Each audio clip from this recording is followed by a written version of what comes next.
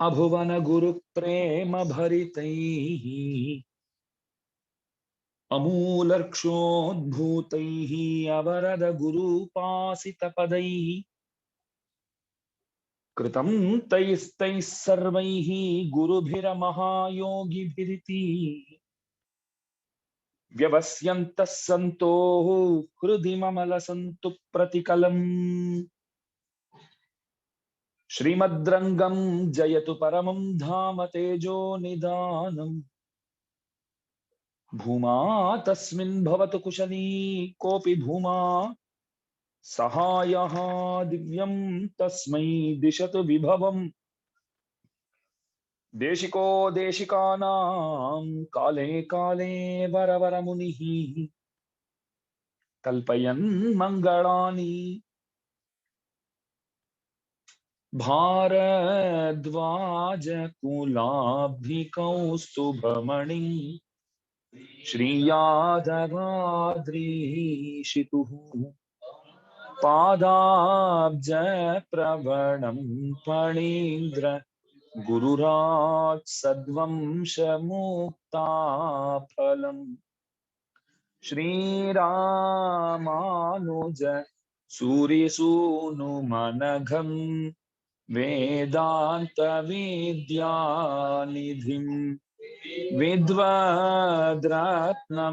अहं भजे गुणनिधिम् संपत्कुमारं गुरुम्। सबको जय श्रीमन्नारायण।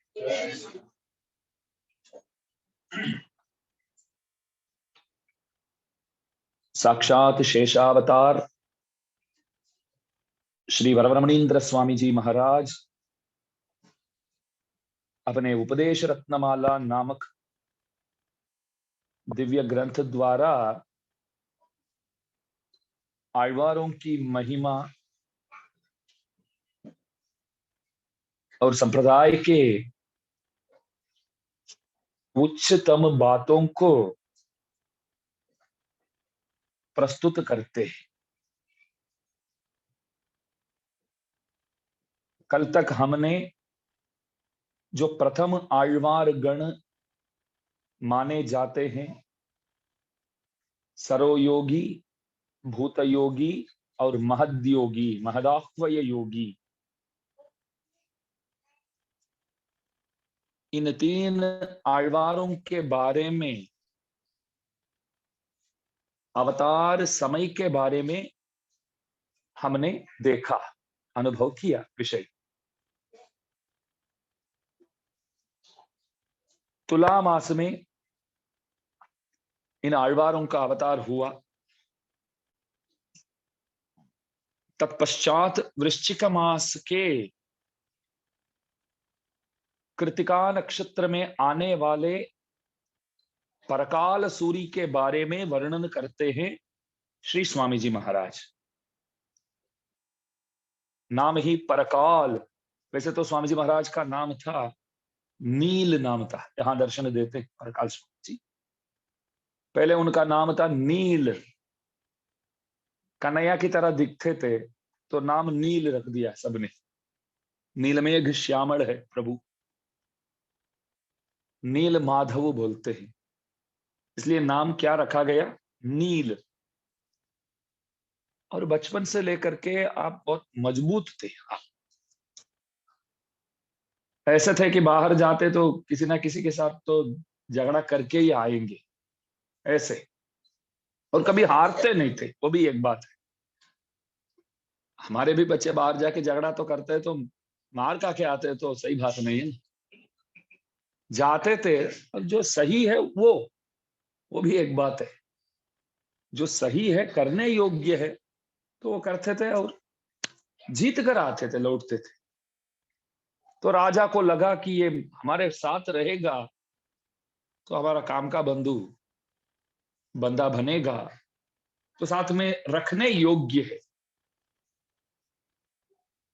तो राजा ने पूछा कि मेरे सेनापति होकर के आप मेरे साथ रहेंगे, तो ऑफर तो बहुत बढ़िया है, राजा ने दिया, तो क्यों ना बोलेंगे। बोले कि ठीक बात है, मैं आ जाता हूं। तो उनके पराक्रम देख करके राजा ने एक अद्भुत नाम रखा, परकाल। परों के लिए, दूसरों के लिए तो आप तो साक्षात यम हो। आप सामने खड़े हैं तो सामने वाले वही विचार करेगा, जो लड़ने आता है वो वही विचार करेगा कि हमारे सामने साक्षात यमधर्म राजा खड़े। अभी लड़कर कोई मतलब नहीं है, तो नाम ही परकाल, परकालम। हमारे संप्रदाय में अनेक सूर्यों को हम मानते हैं। वैसे तो प्रत्यक्ष सूर्य रोजाना देखते हैं आकाश में, वो तो सब जानते हैं उस सूर्य को तो। और अनेक सूर्य होते हैं। सबसे पहले सूर्य साक्षात राघवेंद्र सरकार, राम दिवाकर। प्रभु का नाम क्या? राम दिवाकर।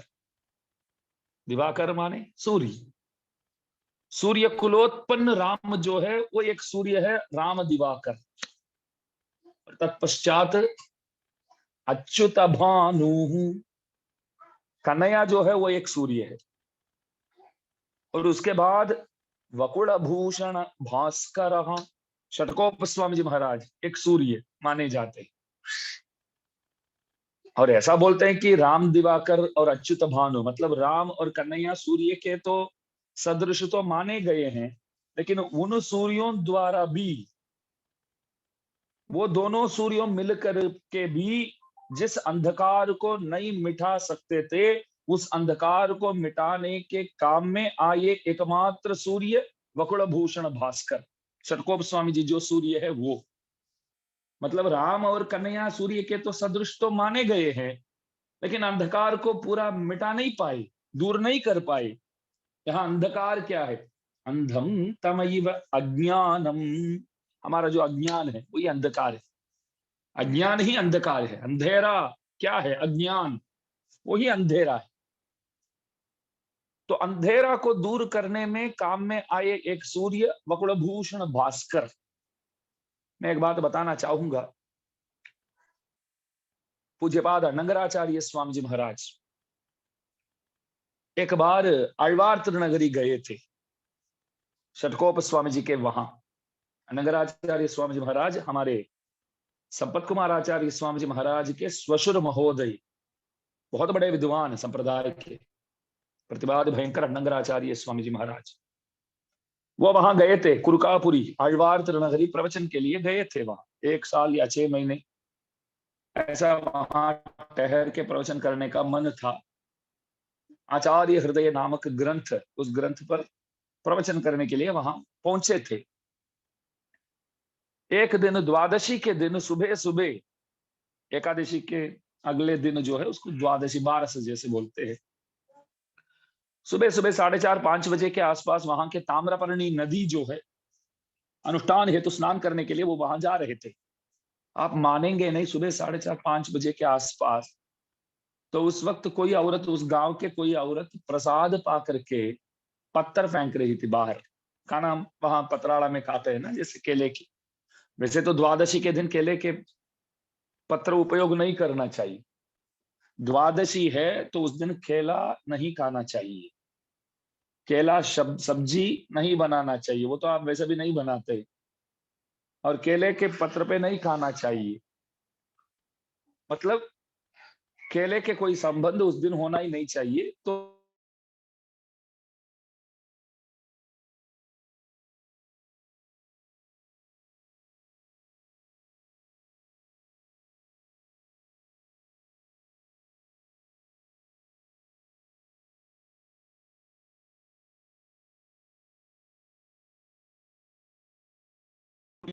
एकादशी आप उपवास करते हैं, पूरा निर्जल उपवास बोलते हैं। कुछ लोग ऐसे करते हैं कि पानी भी नहीं पीते एकादशी के दिन।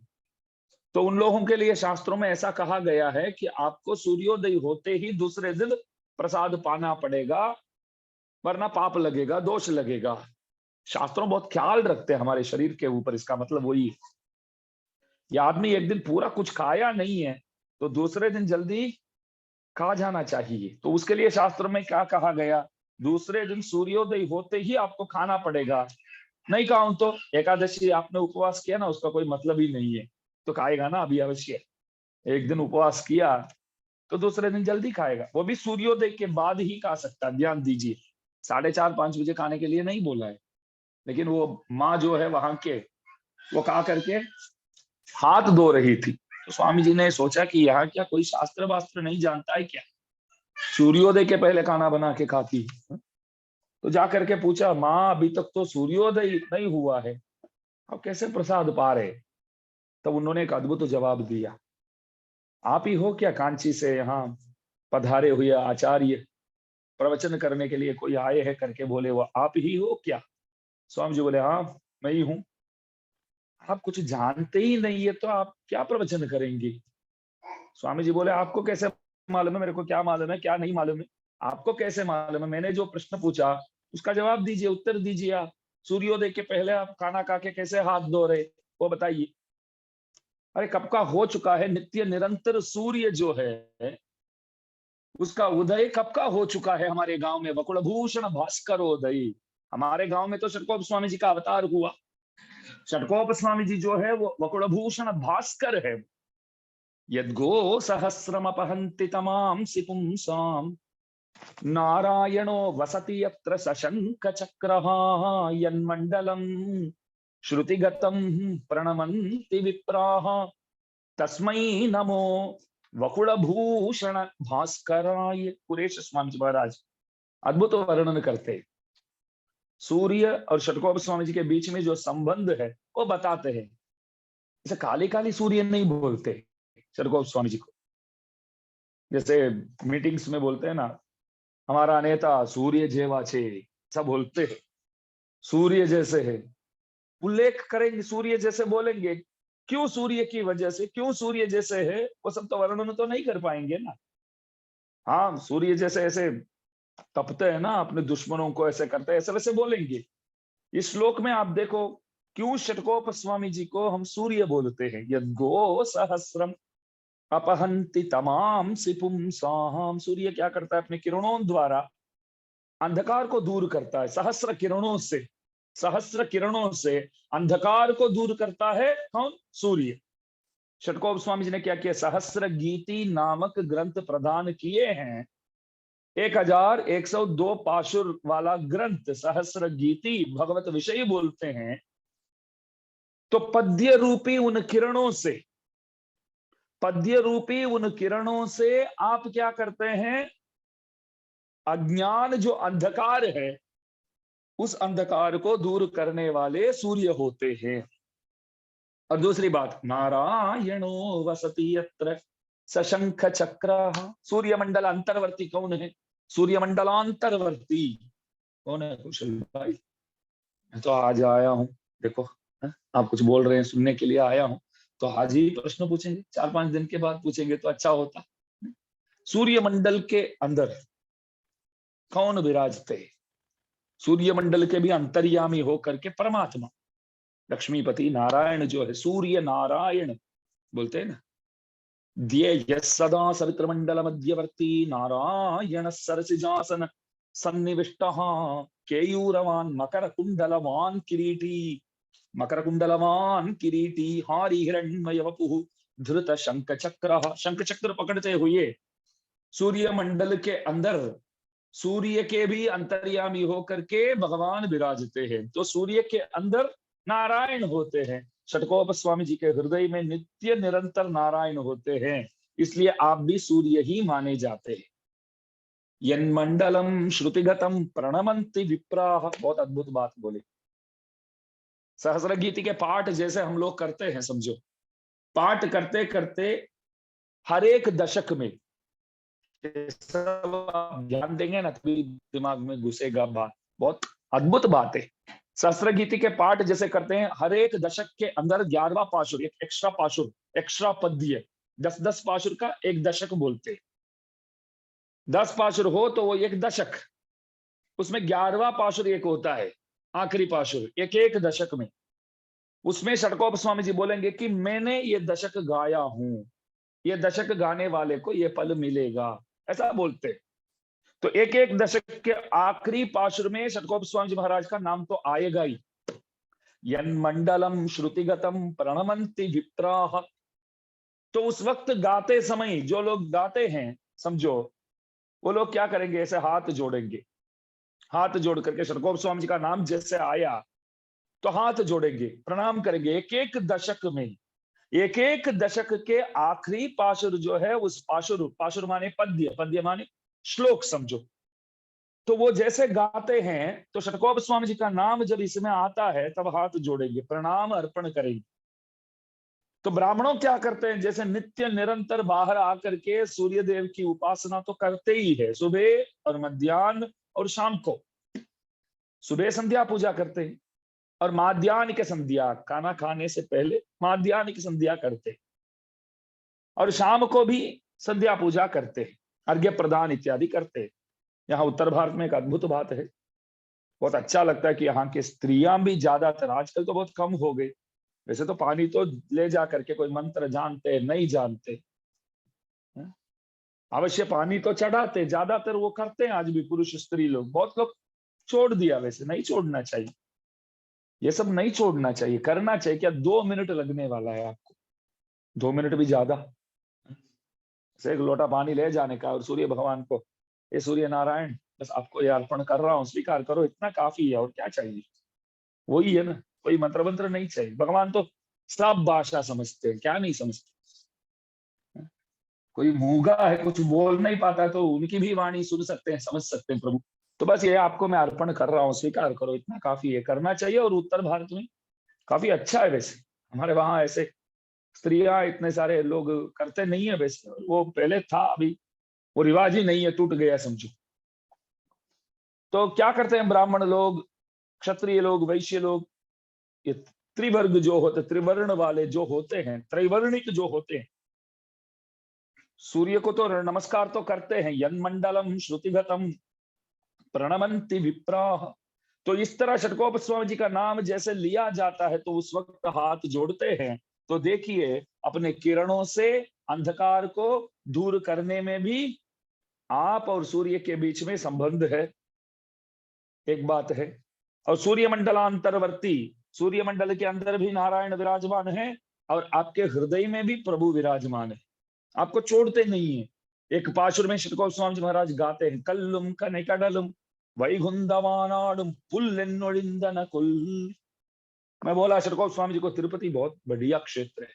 कल्लुम, क्या बोलते हो तिरुपति, वो पत्थर, क्या बोलते हैं पाशुर में, पत्थर बोलते, पर्वत भी नहीं बोलते, वो पत्थर से बनाया हुआ वो ना तिरुमला। आप इतने बड़े भक्त, आप तिरुमला को पत्थर बोलेंगे, कल्लुम। हाँ बोलता हूँ, अरे भगवान बोलते हैं, अरे क्या है तिरुमला में, क्या रखा है, पत्थर। पर्वत जो है, आचार्यों बोलते हैं पर्वत और भगवान में कोई फर्क नहीं है।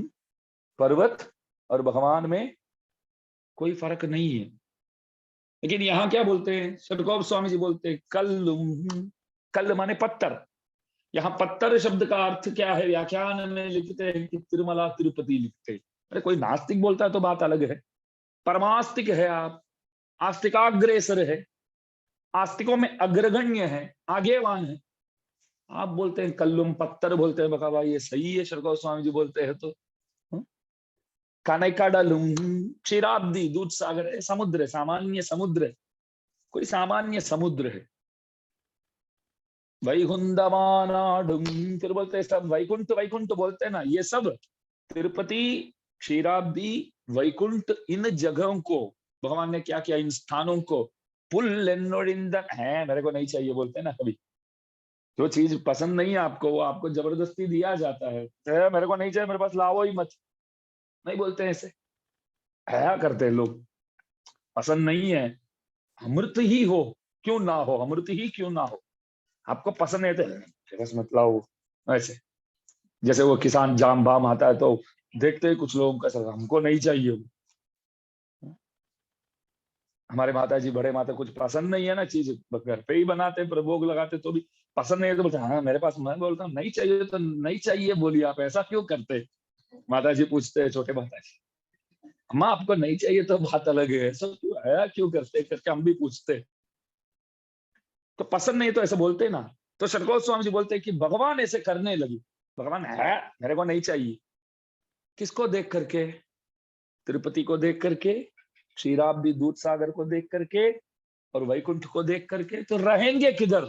प्रश्न पूछा गया। वेल्ल नडियान निरम करियान उल्पुगुंदु नीगा।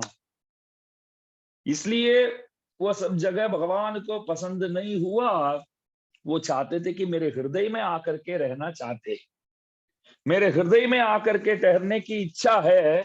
इसलिए प्रभु बोलते हैं कि वो जगह मेरे को अच्छा नहीं लगता, ये जगह वो तो खाली पत्थरे है यार, तिरुपति में क्या रखा है, और वैकुंठ में क्या है, क्षीराब्दी में क्या है। तो भगवान को सबसे पसंदगी जगह, रहने सुयोग्य जगह भगवान को क्या लगता है?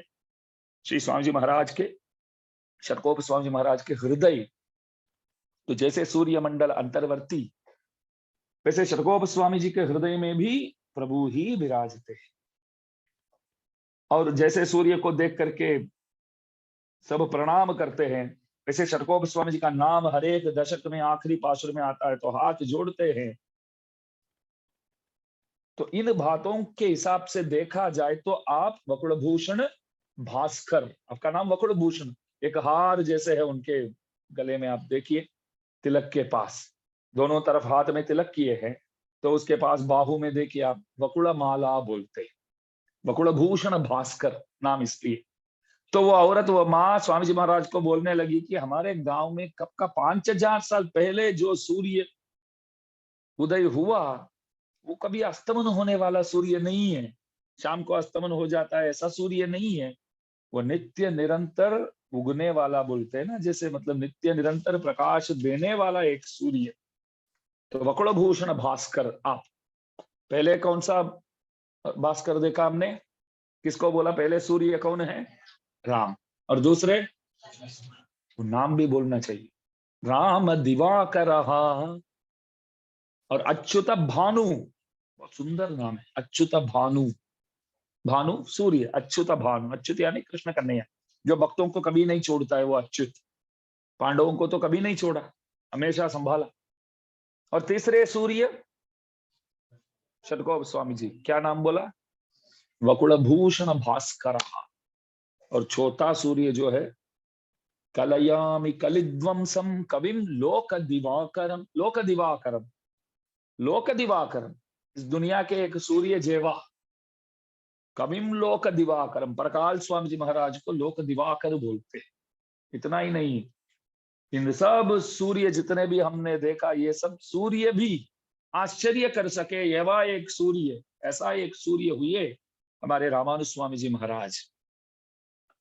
रामानुज दिवाकर, उनका नाम क्या? दिवाकर, रामानुज दिवाकर। तो राम दिवाकर, अच्युत भानु, वकुड़भूषण भास्कर, लोक दिवाकर, रामानुज दिवाकर। जैसे स्कूल में अटेंडेंस लेते, यस सर बोलते हैं ना सब, यहाँ क्या बोलते हैं? यस ऐसा बोलते हैं ना। गामड़ा में क्या बोलते हैं? हाँ। तो इस तरह सब हमारे लिए इतने सारे सूर्य प्रसंत बोलते हैं। हम प्रसंत है, आपके लिए तैयार है, आपकी सेवा में, आपकी सेवा में नित्य निरंतर हम तैयार है। तो ऐसे इतने सारे सूर्य हमको हुआ मिला है, तो अंधेरा की तो बात ही नहीं है ना। आचार्यों पास आ जाते हैं तो अंधेरा अपने आप दूर चला जाता है। आचार्यों को ज्यादा कष्ट नहीं उठाना पड़ता है, ज्यादा परिश्रम नहीं होते हैं, परेशान नहीं होते, परिश्रम उठाना नहीं पड़ता है, अपने आप। देखिए आप, शंकराचार्य जी एक अद्भुत दृष्टांत दिखाते। एक गुफा है, बहुत समय से बंद है, एक गुफा है बहुत समय से बंद है, तो अंदर तो अंधेरा तो रहेगा ही, खूब अंधेरा। बहुत समय से बंद है तो कोई लाइट वाइट नहीं है अंदर, इलेक्ट्रिसिटी नहीं है अंदर, तो अंधेरा तो रहेगा। तो कोई बंदा गया तो वो जो बाहर द्वार पे एक पत्थर रखा हुआ था, उस गुफा के रास्ता बंद करके रखा हुआ था, तो उसको बहुत मेहनत करके हटा दिया वहां से। हटाने के बाद उसी क्षण जैसे हटाया, वैसे वहां प्रकाश देखने को मिलता है, उजाला वहां वैसे ही आ जाता है। तो कभी अंधेरा उजाला से झगड़ता है क्या? तू कैसे मेरे को यहां से हटा सकता है?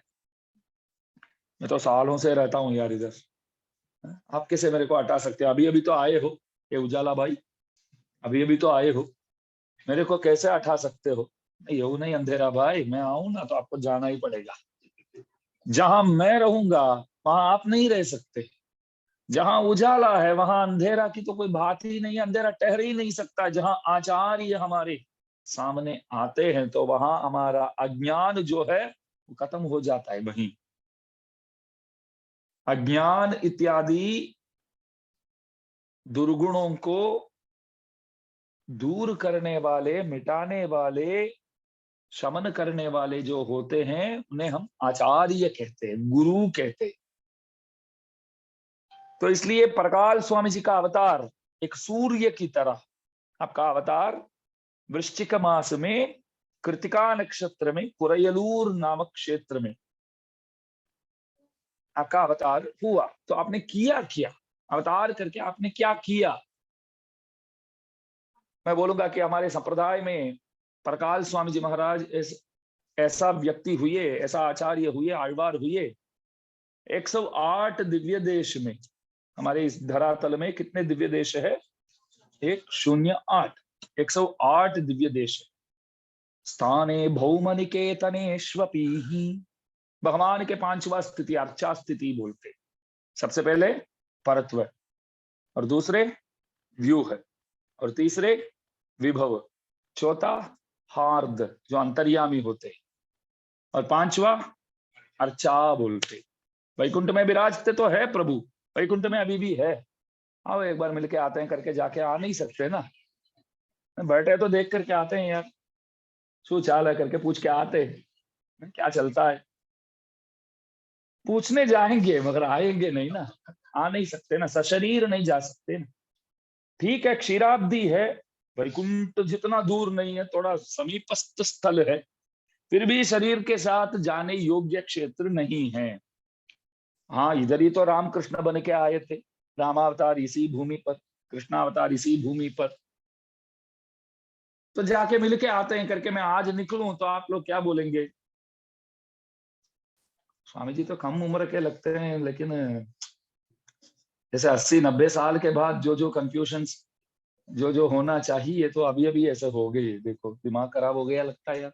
राम से मिलने के लिए जा रहे हैं बाहर, कृष्ण से मिलने के लिए जा रहे हैं, कहाँ जाके मिलेंगे? वो तो कब का हो चुका है अवतार। तो भले इसी धरातल में भले प्रभु आए, फिर भी हमारे काम का नहीं रहे। तो किसी ने पूछा कि क्या कन्हैया बन के प्रभु आए तब हम थे नहीं क्या? राम बन के प्रभु आए हम कोई नहीं थे तब? बहन जी आप बोलिए, हम कोई नहीं थे तब? हम सब थे। जीवात्मा है, अनादि है, आप मैं सबके सब थे। बोलो, सबके सब थे। जीवात्मा अनादि तो सब जानते हैं ना, जीवात्मा का कोई आदि अंत है? कोई आदि अंत नहीं है, अविनाशी है। तो प्रभु राम बन के आए, कन्हैया बन के आए, तब भी आप सब भी मौजूद थे, मैं भी मौजूद था। दुख की बात है कि तब भी थे फिर भी आज भी है। वो कैसे? तब भी थे तो उसी वक्त प्रभु के पास जाकर के हाथ जोड़ लिया होता तो तभी हमको भगवान वैकुंठ दे देते। उस वक्त भी थे, आज भी थे।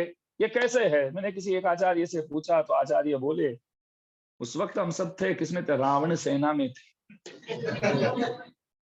कन्हैया बन के प्रभु आए तो कहाँ थे? तो कंस की, कन्हैया को तो मारना ही है ऐसे। अरे खुद को भगवान बोलता है यार, कहाँ से भगवान है वो देख लेते। ऐसे उनके सामने लड़ने वाले थे हम सब। तकलीफ तो वही, हम सब थे। रामानुज स्वामी जी महाराज के अनुयायी हुए, संबंधी, रामानुज स्वामी जी महाराज के संबंधी हुए हम सब। ये तो भाग्य की बात है। इसलिए प्रभु बोले कि अभी रुको, शांति से आओ, क्या करने का है? आना तो है ही, आना तो है ही, शांति से। अब रामानुज स्वामी जी का भी हम जाते हैं तो हम क्या बोलते हैं? हम रामानुज स्वामी जी महाराज के हैं। एक बात बताना चाहूंगा, याद आया तो, मदुरई करके एक दिव्य देश है हमारे वहां। वहां सुंदर बाहु भगवान का एक अद्भुत मंदिर है, प्राचीन मंदिर है। वो सब देखने योग्य मंदिर है यार। विदेश यात्रा कभी जिंदगी में आपको 2 साल में एक बार विदेश यात्रा के लिए तो निकलना ही पड़ेगा। विदेशों की यात्रा जाके दर्शन करके आएंगे। और क्या क्या क्या मंदिर बनाए हैं, कैसे कैसे भगवान विराजते हैं। सुंदर जगह, वनांतर में, वन के बीच में, बहुत अद्भुत मंदिर। सुंदर बाहु भगवान, भगवान का नाम क्या है? सुंदर बाहु भगवान, बहुत अद्भुत क्षेत्र है वहां के प्रभु। एक बार क्या हुआ, प्रभु के सामने अनेक भक्त लोग खड़े थे, श्री वैष्णव सबके सब हमारे धर्म के ही लोग खड़े थे। ध्यान दीजिए, बहुत अद्भुत प्रसंग। भगवान बोले इतने सारे लोग खड़े हैं, रामानुज स्वामी जी के चरणाश्रित जितने भी है सब इस तरफ आ जाओ। जितने भी इनमें रामानुज स्वामी जी से चरणाश्रित है, उनके चरणाश्रित है, सब इस तरफ आ जाओ। ध्यान दीजिए, तो सबके सब लगभग आ गए। जो 2-4 व्यक्तिगण यहीं ठहरे, इस तरफ नहीं आए। प्रभु बोले आप लोग क्यों इधर रुके हैं? आप रामानुज स्वामी जी के चरणाश्रित नहीं है क्या? वो लोग बोले हम तो उनके भी गुरु जी के वंशज है। क्या बोले? उनके भी गुरुजी महापूर्ण स्वामी जी महाराज के वंशज है। मतलब रामानुज स्वामी जी तो हमारे खुद के शिष्य होते हैं। आपने क्या बोला? रामानुज के चरणाश्रित जितने भी है सब इस तरफ आ जाओ। तो हम कैसे जाएंगे? हम तो उनके गुरु के वंशज है।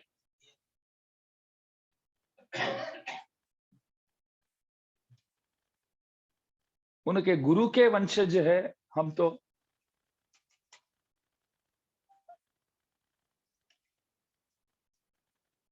चालू ही,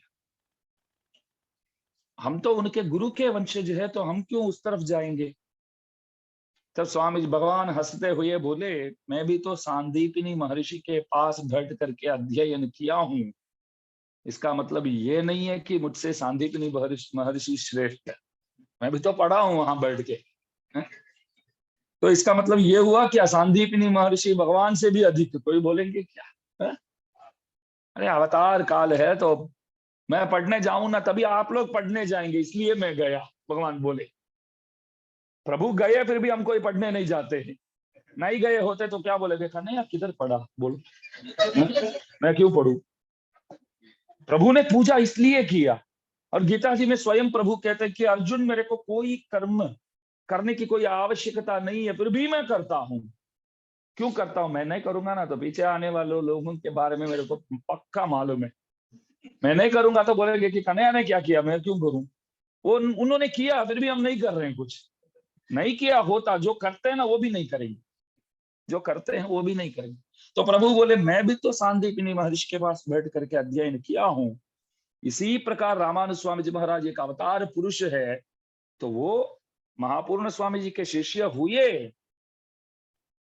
बात सही है। इसका मतलब ये नहीं है कि आप सब रामानुज स्वामी जी से अधिक, ऐसी बात नहीं है। आ जाओ इस तरफ, तभी कृपा पाएंगे आप। तो सबके सब आ गए थे, वरना अनुग्रह नहीं करूंगा मैं। तो देखिए रामानुज संबंधी है तभी प्रभु कृपा करते हैं, तो अच्छी बात है।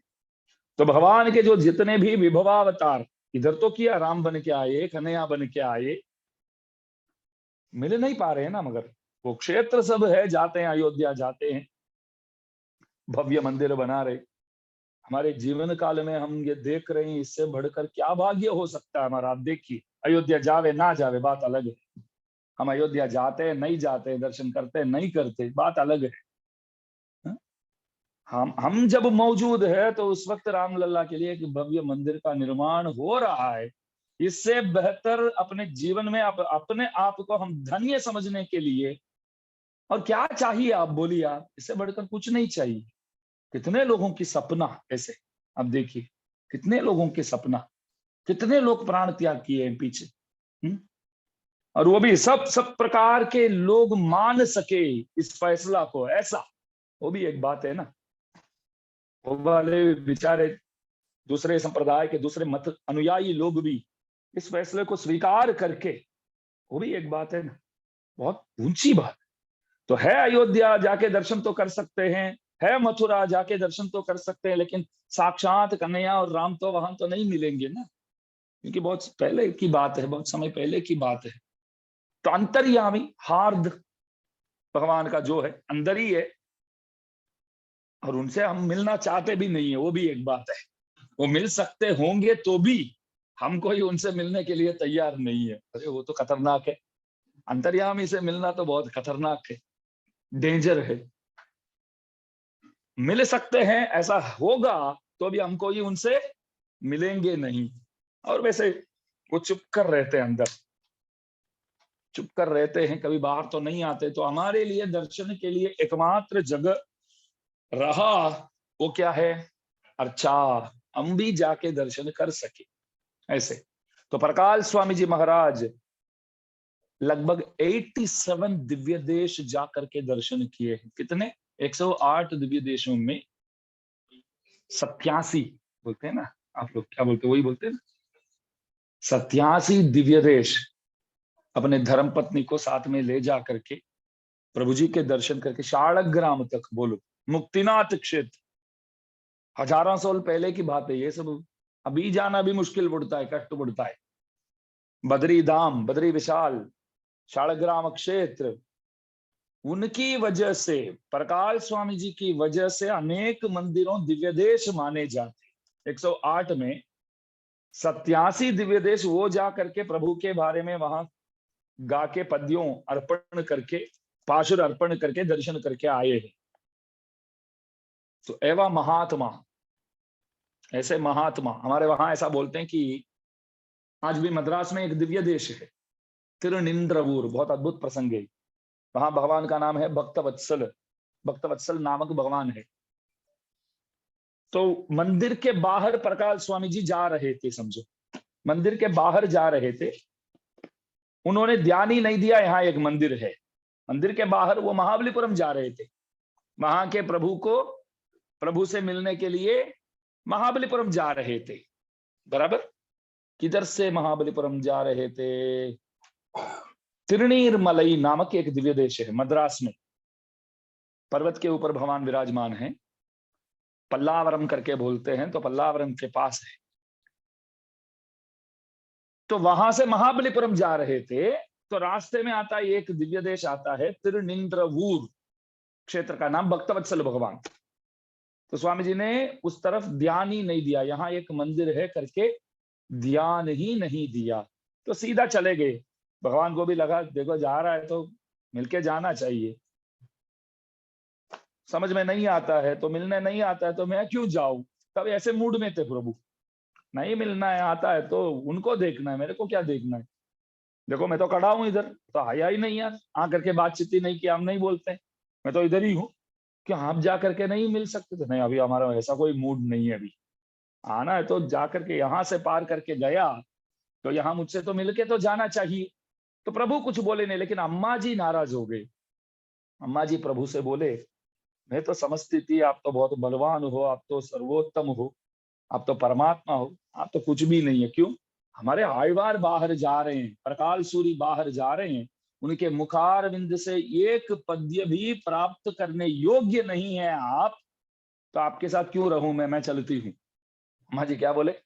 वो बाहर जा रहे, इतने बड़े कवि, इतने बड़े आचार्य, इतने बड़े भक्त, भक्तराज, वो बाहर जा रहे हैं, तो उनकी तरह तो स्तुति करने वाला तो कोई मौजूद है ही नहीं है, उनके मुखारविंद से एक पद्य भी आप ले नहीं पा रहे हैं, तो आपके साथ क्यों रहूं मैं जाती हूँ मेरे पिताजी के वहां, मैं जाती हूँ। तो भगवान तब निकले वहां से, सीधा प्रकाश स्वामी जी को पकड़ने के लिए पीछे भागे। तब तक प्रकाश स्वामी जी महाराज पहुंच गए महाबलीपुरम, समझो वहां स्थलशयन भगवान का मंदिर है, वहां दर्शन कर रहे थे, तो पीछे से ऐसे किसी ने बुलाया, ऐसे ऐसे, तो पीछे देखा तो भगवान खड़े थे। पूछा आप कौन हो? हाँ हम तो तिरुनिंद्रवूर करके एक दिव्य देश है, एक मंदिर है, अभी तो दिव्य देश नहीं है। क्यों? आप गाएंगे तभी वो दिव्य देश है।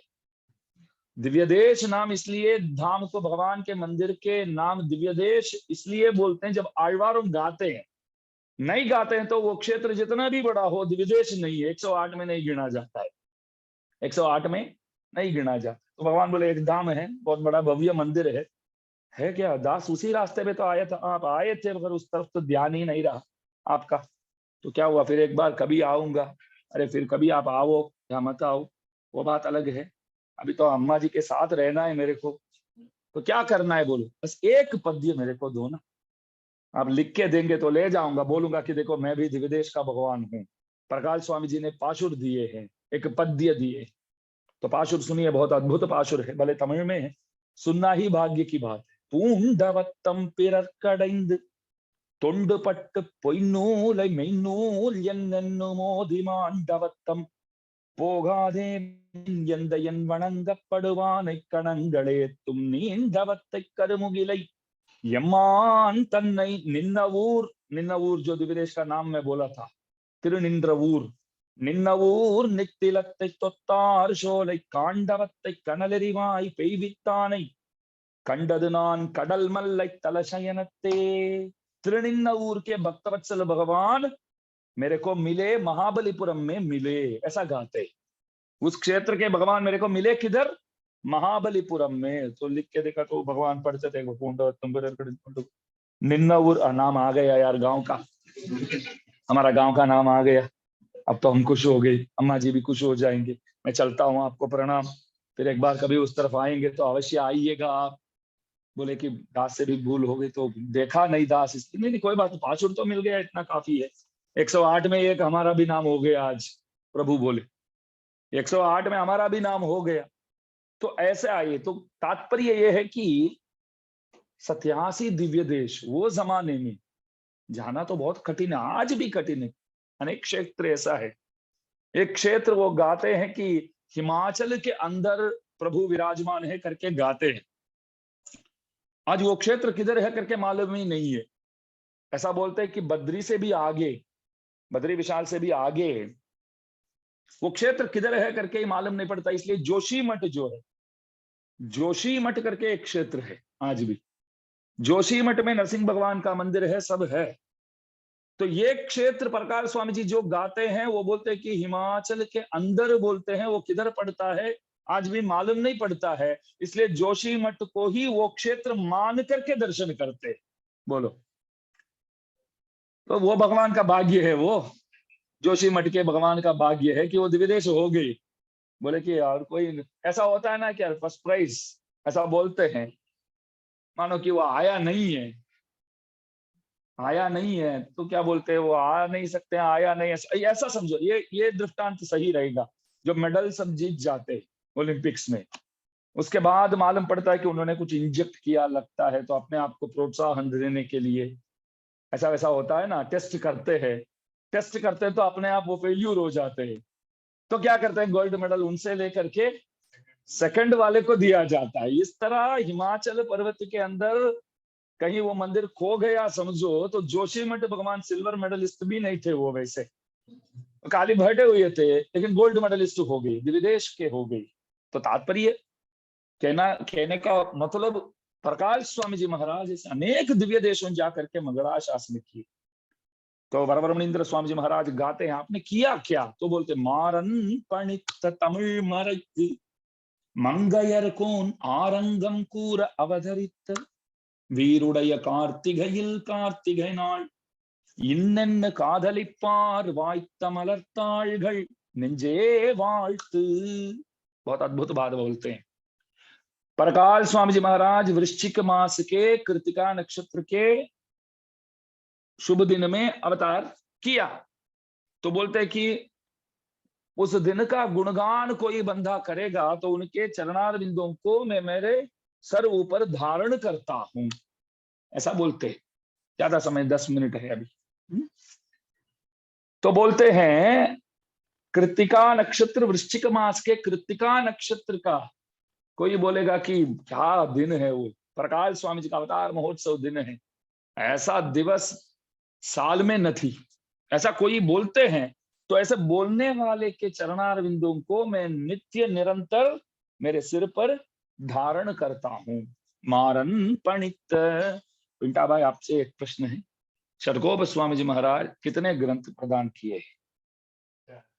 4 दिए 4000 नहीं 4000 तो सब आழ்वारों का मिल करके गाए 4 प्रबंध नहीं तिरुविरुत्तम तिरुवासिरियम पेरिय तिरुवंदादि तिरुवाईमொழி सहस्र गीति जो है एक वेद के सार है ऋग्वेद सार एक है तिरुवृत्तम जो बोलते हैं वो ऋग्वेद सार है और तिरुवासिरियम जो है यजुर्वेद सार है पेरिय तिरुवंदादि जो है अथर्वण वेद सार है और सहस्र गीति जो है सामवेद सार है आऊ हाऊ हाऊ सामवेद क्या कैसे गाते हैं हाऊ हाऊ हाऊ वहां वैकुंठ जाएंगे तो यही सुनने को मिलेगा वैकुंठ में भगवान जो है सामवेद के पीछे भगवान मग्न रहते हैं, वो बहुत अच्छा लगता है उनको। यहाँ देखिए हमको एक श्लोक शुक्लांबरधरम श्लोक भी बोलना नहीं आता है। कितने लोगों को नहीं आता है ना, बहुत से लोगों को तो नहीं आता है, एक श्लोक भी बोलना नहीं आता है। आश्चर्य की बात है, हम ही वहां पहुंचते हैं ना तो प्रभु के सामने वेद पाठ ही हो जाते हैं हम, बोलो।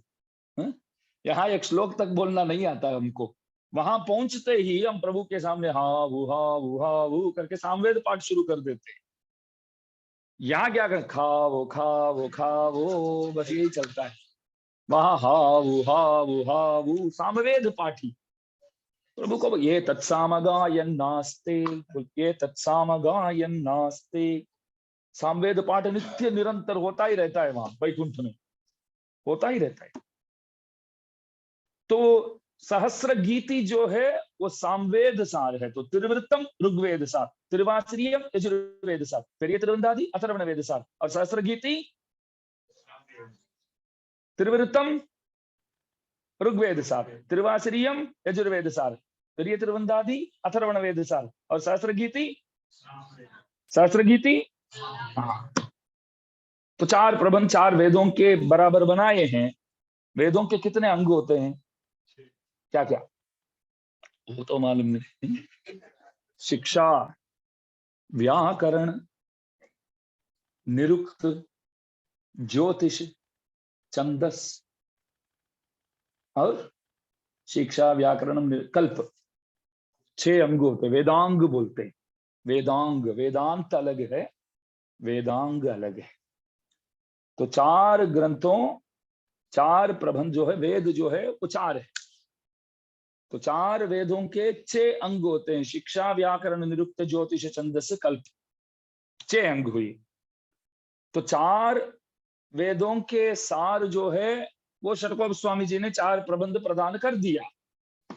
तो अभी 6 अंगों के वर्णन भी बाकी है ना, ये शिक्षा व्याकरण निरुक्त ज्योतिष छंदस कल्प, 6 अंगों के विवरण रूप 6 प्रबंध जो है वो प्रकाश स्वामी जी महाराज द्वारा दिया गया है। प्रकाश स्वामी जी महाराज कितने ग्रंथ प्रदान किए हैं, 6।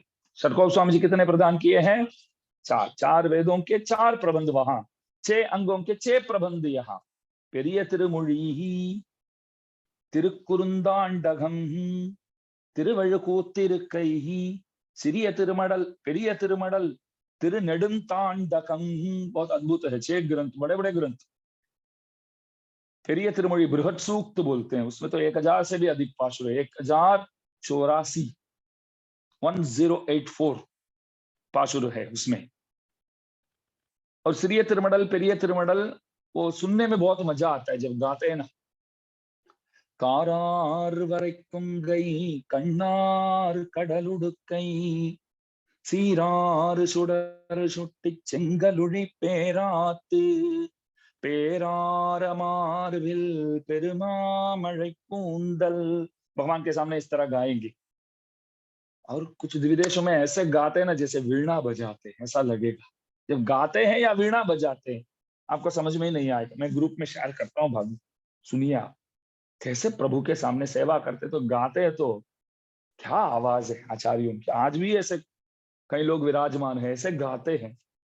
तो ये प्रबंध सिरिय तिरुमडल, पेरिय तिरुमडल और तिरुवल्कुत्तिरुक्कै, ये तीनों इस तरह गाते हैं। बाकी वो बृहत सूक्त कैसे गाते हैं, வாடினேன் வாடி வருந்தினேன் மனத்தால் பெருந்துயரிடும்பையில் பிறந்து கூடினேன் கூடி இளையவர் தம்மோடு அவர் தரும் कलविये करुदी। ये है ना, कुछ लोग मतलब 50 लोग बैठे हैं समझो, 20-25 लोग इतना गाएंगे, एक ही पाशुर के आधा गाएंगे, और बाकी आधा जो है, बाकी 20-25 जो बैठे हैं वो गाएंगे। सुनने में बहुत मजा आता है, बहुत मजा आता है सुनने में। और कोई पुस्तक नहीं रखेंगे, खास बात यह है। एक पाशुर अनेक दिव्य देश में, कोई कोई दिव्य देश में पुस्तक रख के भी पाठ करते हैं। अनेक दिव्य देशों में आज भी आप देखेंगे तो पुस्तक नहीं रख सकते। पुस्तक रखेंगे तो बोलेंगे तो बंद करके उठ जा। पुस्तक नहीं रखने, कंठस्थ करके गाने का, कंठस्थ करके। दास के पिताजी को पूज्यपाद अनंगराचार्य स्वामी जी महाराज बोलते थे, मतलब अपने दौहित्र को, अपने पुत्री के पुत्र को दौहित्र को बोलते थे कि अनंताचार्य जी के बारे में ऐसा बोलते थे उनके नाना जी। हमारे आनंदाழ்वान को कोई भी पाशुर पूछो चतुस्सहस्त्र गीति में, किधर से भी पूछो, उनकी तरह बोलने वाला कोई नहीं, ऐसा। और उनके बड़े भाई पूज्य रंगनाथ आचार्य स्वामी जी महाराज, जो अनगराचार्य स्वामी जी महाराज के दत्त पुत्र हुए, राजहंस स्वामी जी के पिताजी, क्या आवाज। और उन लोगों की तरह तो दिव्य प्रबंध पाठी आज भी बहुत सी लोग विराजमान हैं, कोई कमी नहीं है।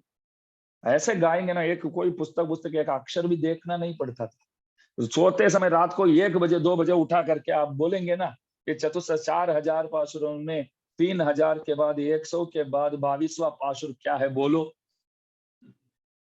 3122वां पाशुर क्या है बोलो, तो बोल के सो जाएंगे, ऐसे थे बोल। वो पाशुर है ना, बस ये है, ज्यादा सोचना भी नहीं पड़ता था। अभी अभी एक आचार्य 10-15 दिन पहले वैकुंठ धाम पहुंचे, भाष्यम अयंगार स्वामी जी करके, श्रीरंगम के बहुत बड़े सेवक थे। उन लोगों के लिए तो खाना पीना सब दिव्य प्रबंध ही है और कुछ नहीं बोल। खाना पीना सब आழ்वारों के श्री सूक्तियां। वो उनको बोलेंगे कि एक दिन खाए बिना आप रह सकते हैं, तो बोलेंगे रहेंगे। एक दिन आழ்वारों के पास गाये बिना रह सकते हैं, तो बोलेंगे नहीं रह सकते, संभव ही नहीं है। तो पूरा उन लोगों के जीवन ही इसमें।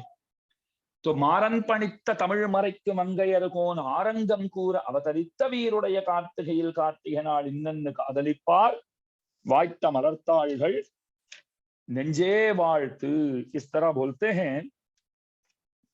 षडकोप स्वामी जी के 4 ग्रंथों के 6 अंग के रूप में ये सब गाये हैं। यवा प्रकाल स्वामी जी के जो वृश्चिक मास के कृतिका नक्षत्र को मनाने वाले जो होते हैं, उन लोगों के चरणारविंदों नित्य निरंतर मेरे सिर पे रहे, प्रभु मैं आपसे यही निवेदन करता हूं। तो सबसे पहले तुला मास के आने वाले 3 आழ்वारों के बारे में बोले, कौन कौन, क्या क्या नक्षत्र तुला मास के? श्रवण, धनिष्ठा, शतभिषक। बढ़िया, first prize goes to you. अभी आप लोगों के सामने 3000 वाला प्रश्न है। तो देखिए, अब तुला महीने में 3 नक्षत्र श्रोणा, धनिष्ठा और शतभिषक में आए। तो तुला मास के बाद कौन सा मास आता है? वृश्चिक। वृश्चिक मास के कौन से नक्षत्र में आए? कृत्तिका नक्षत्र। कौन आए? परकाल सूर्य। और उसी महीने में और एक आழ்वार, योगी वाहन स्वामी जी महाराज, रोहिणी।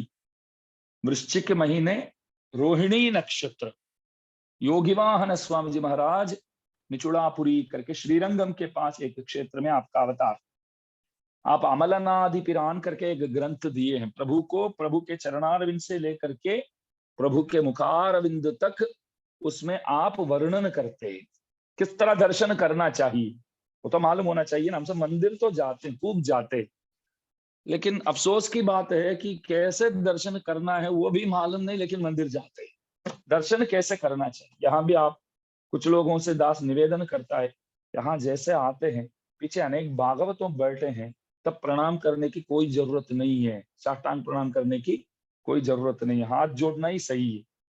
पीछे अनेक भागवत बैठे हैं और पांव दिखा करके हम साष्टांग प्रणाम करेंगे तो वो प्रणाम ही नहीं माना जाता है और ऊपर से पाप भी लगेगा। इसलिए भक्तों बैठे हैं तो वो देख लेना चाहिए कि किधर से करना उचित है, किधर से करना सही है। और एक बात है, गुरु जी के पास जाते हैं अथवा और कोई श्री वैष्णव से मिलने जाते हैं, प्रणाम तो करना पड़ेगा। कोई श्री वैष्णव से मिलने जाते तो सबसे पहले प्रणाम करना चाहिए, साष्टांग प्रणाम करना चाहिए। करते समय जिनको आप करते हैं वो तिलक लगा रहे हैं, तो गुरु जी हो या कोई श्री वैष्णव हो, तो उस वक्त प्रणाम नहीं करना चाहिए, वेट करना चाहिए, वेट करना चाहिए, वेट करके प्रणाम करके जाना चाहिए। प्रसाद पाते हैं तब प्रणाम नहीं करना चाहिए। भगवान को जब भोग लगता है तो पर्दा लगाया हुआ है, तो जैसे आप अंदर आए तो वेट करके पर्दा खोलने के बाद प्रणाम करना चाहिए। सब मालूम होना चाहिए क्यों ऐसा। वो खाते रहेंगे, आप प्रणाम करेंगे तो भगवान उसमें ध्यान देंगे या आप में ध्यान देंगे? कष्ट पड़ेगा ना प्रभु को। ये भक्त आए तो मेरे को बोलेंगे रुको रुको 1 मिनट, वो आया 1 मिनट, वो कष्ट नहीं देने का प्रभु। आप पहले खा लो शांति से, बाद में जैसे खोलेंगे। तो हमारे वहां आज भी मंदिर आज जाते हैं, समझो जैसे गए पाठ में बैठने गए तो पर्दा लगाया हुआ है, भोग लगाते तो बाहर ही खड़े रहेंगे, भोग लगने के बाद जैसे वो पर्दा खोलते हैं तब प्रणाम करके अंदर जाके बैठेंगे, सब मालूम होना चाहिए। वैसे तो मंदिर जाते हैं तो कैसे दर्शन करना चाहिए, भीड़ में कैसे जाना है, और उस वक्त कोई कुछ कटु वचन बोले तो भी हाथ जोड़ करके हमको बोलना चाहिए कि दास से कुछ भूल चूक हो तो क्षमा करना। अरे वो भगवान के दर्शन के लिए आते तो उसी भीड़ में जितने भी लोग खड़े हैं उन लोगों के साथ झगड़ने लग जाते हैं, उन लोगों के बारे में क्या बोला जाए। भगवान को अच्छा नहीं लगेगा। अनादृत सुतम गेहि पुरुषम नाभिनंदति तथा अनर्चित सद्भक्तम भगवान नाभिनंदति। मानो कि मैंने बोला रंजित भाई को, रंजित भाई दास को इस तरह कोई कष्ट है तो कुछ आपसे मदद चाहिए, तो आप बोले आ जाओ, क्या कष्ट है बताओ, आप जो भी मांगेंगे। हम कहेंगे नहीं ऐसे 1-2 करोड़ की बात नहीं, कोई बात नहीं, आ जाओ, जो हो सकता है मैं करता हूँ। कल सुबह 10 बजे आ जाओ, बोले आप समझो। तो मैं बोला कि लेना है तो जल्दी जाऊंगा ना, देना है तो समय पे नहीं जाऊंगा। लेना है तो मैं 8 बजे पहुंच गया, तो आप ऊपर से पूजा कर रहे थे तो नौकर बोले कि वेट कीजिए आएंगे साहब, थोड़ी देर में आते हैं। कितने बजे बोले, मैं होते 9-10 बजे बोले, लेकिन मैं सोचा कि जल्दी मिलूं तो जल्दी मिल जाए। जल्दी तो नहीं मिलेंगे, वो जो टाइम बोले उसी में मिलते हैं आपको। ठीक है बैठो। अब बैठा था तो वहां ध्रुव जैसे सब छोटे छोटे सब खेलते थे समझो।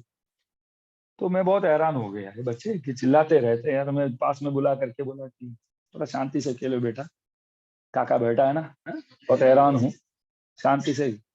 बच्चे कहाँ सुनेंगे, और भी चिल्लाने लगे।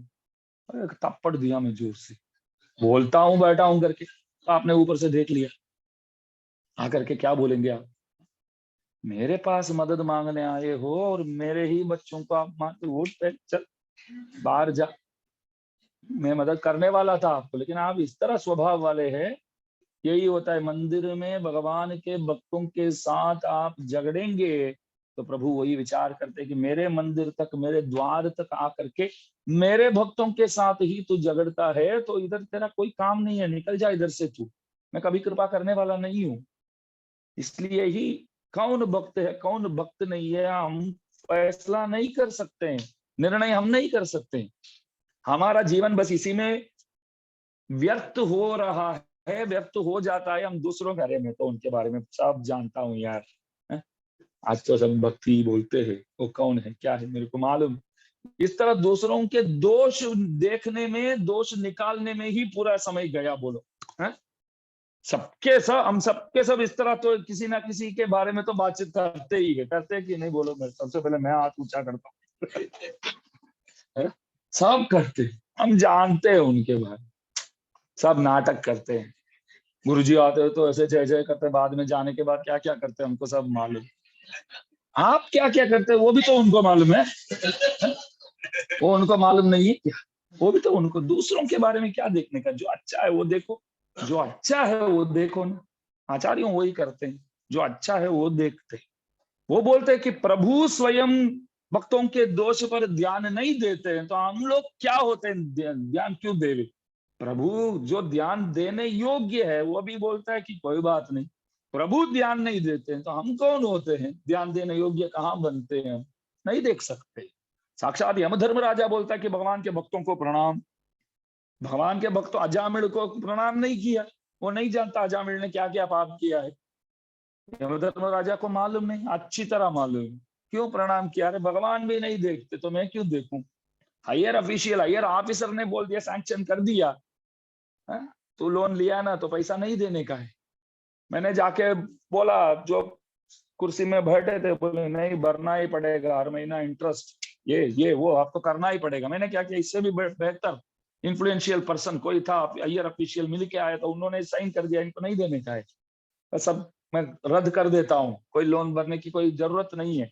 तो अब नीचे बैठने वाले क्या बोलेंगे, अभी हम क्या बोल सकते हो, बस ऊपर वाला ने, ऊपर वाले ने भी बोल दिया नहीं चाहिए तो मैं कहाँ मांग सकता हूँ तुमसे, है? बस वही बात है। इसलिए तो भक्तों के साथ सावधान से रहना चाहिए। तुम्हारन पण का मंदिर जाते हैं तो दर्शन कैसे करना है ये मालूम होना चाहिए सबसे पहले।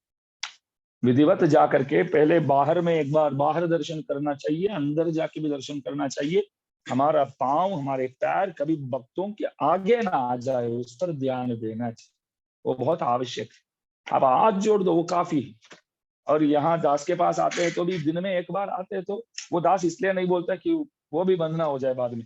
एक बार प्रणाम काफी है, जब भी आते हैं तब प्रणाम करना चाहिए, ऐसी बात नहीं। दिन में एक बार प्रणाम करो बस बहुत हो गया। सुबह एक बार आते, शाम करते तो अच्छी बात है, एक्सरसाइज भी हो जाता है, वो बात अलग है, अच्छी बात है। लेकिन आगे पीछे कौन बैठे हैं, क्या है, कुछ अच्छा करने की जगह कुछ हमसे कुछ भूल ना हो जाए, अपचार अपराध ना हो जाए, बस उस पर ध्यान होना चाहिए। तो योगी वाहन स्वामी जी महाराज हमें सिखाते हैं कि दर्शन कैसे करना चाहिए करके। हाँ, तो इसलिए उन्होंने क्या किया, कब आए, परवरुणेंद्र स्वामी जी महाराज क्या बोलते हैं, वो सब विषय कल यहाँ हमारा अनुभव का विषय बनेगा। और आज पूज्यपाद श्रीमद यादवाद्री महाविद्वान अनंत श्री विभूषित श्रीशैलानंत पुरुष अक्कार कनि संपत कुमार आचार्य स्वामी जी महाराज का अवतार महोत्सव दिन है। ये दास का सद्भाग्य है कि पहली बार गुजरात में, क्योंकि हर साल धनुर्मास तो वहां तो दास का प्रवचन तो रहता ही, कि धनुर्मास में कभी गुजरात आया ही नहीं, ये पहली बार आना हुआ। और मेरा सद्भाग्य है पिताजी के भी उत्सव इस साल यही मनाए, अवतार महोत्सव, दादाजी के भी अवतार महोत्सव यही मना रहे हैं आप लोगों के साथ। ये दास अपने आप को भाग्यशाली समझता है, ये दास का सद्भाग्य है ऐसा मानता है, क्योंकि दादाजी ने यहाँ जो काम किए हैं, कोई उस जमाने में कोई सुविधा नहीं, कोई साधन नहीं, तो वो जमाने में वो आ करके यहाँ आप लोगों के कल्याण के लिए जो काम किए हैं, आज इतने सारे सुविधा, इतनी सुविधा साधन सब कुछ है, फिर भी हम कुछ भी नहीं कर पा रहे, कुछ भी नहीं कर पा रहे। वैसे तो दास अभी याद करता है हमारे प्रवीण भाई को, हमारे चंदू भाई, नरेश भाई जैसे लोगों को गांव गांव ले जाते थे, प्रवीण भाई चंदू भाई दोनों। तब तो दास के मन में था गांव में गावड़ा में क्या रखा है, ये लोग इधर क्यों लेके आ रहे, ये लोग कब संप्रदाय को समझेंगे, क्या है ये है वो है, ऐसा दास विचार करता था। छोटा था ना, उम्र में भी कम उम्र का था तब, वैसे भी अभी भी कम उम्र का और भी कम उम्र का था तब लगता था कि ये गामड़े में क्या, ये लोग कुछ जानते ही नहीं है, ये यहाँ आकर के हमारे धर्म के बारे में क्या प्रचार करेंगे, सब ज्यादातर अनपढ़ है, ऐसे वैसे विचार दिमाग में तब उस जमाने में। लेकिन वही सही है करके अभी मालूम पड़ता है, वही सही है, वही सही मार्ग है, प्रचार ऐसे ही करना चाहिए।